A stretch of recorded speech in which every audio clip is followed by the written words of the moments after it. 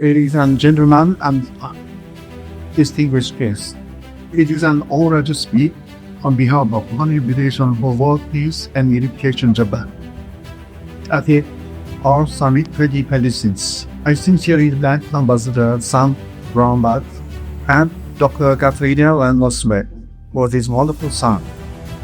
Last year, my predecessor, Reverend Tomihiro Tanaka, said that Revolution in Japan was in danger of being dissolved by the government and called for support of religious freedom in Japan. Unfortunately, that crisis became a reality. On March 25th of last year, the Tokyo District Court issued a ruling ordering the dissolution of the Family Federation. This decision is being appealed to the High Court. The High Court ruling is expected to be made in March at the latest. In being looked in the High Court, the religious operation will be liquidated. This is not just a revocation of tax exemption, but that corporation will cease to exist and will lose all rights to its assets. Historically, dissolution of a religious corporation required the change of criminal law, and the Family Federation has never committed any criminal offenses. However, the ruling of the Tokyo District Court was based on civil tort judgment that involved the vague concept of public welfare and social appropriateness, which is not accepted by the United Nations. On October 1st of last year, the United Nations has forcefully spoken out about the escalating discrimination against religious minorities in Japan. For UN Special Rapporteurs, including Dr. Nazir Ganel, Rapporteur on Religious Freedom, war against the dissolution of Family Federation, the UN press release clearly said the civil court ruling on the dissolution decision was based on the violation of social appropriateness, which would be to constitute a serious harm to public welfare. As previously noted by the Human Rights Committee, the concept of public welfare is vague and open-ended and may probably restrictions exceeding those permissible under the International Covenant for the Civil and Political Rights. Two of those for UN Special Rapporteurs have expressed their desire to visit Japan, are unable to enter the country as the Japanese government continues to ignore their request.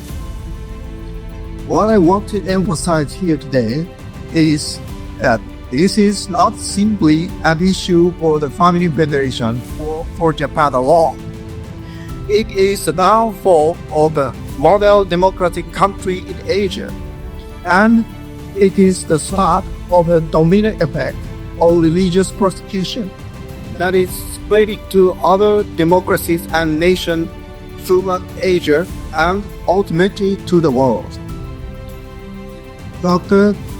Adlina Latoswit, so the co-chair of this Our Summit, wrote an article in Real Clear Politics entitled Democracies in Asia Risk Fading of Religious Freedom.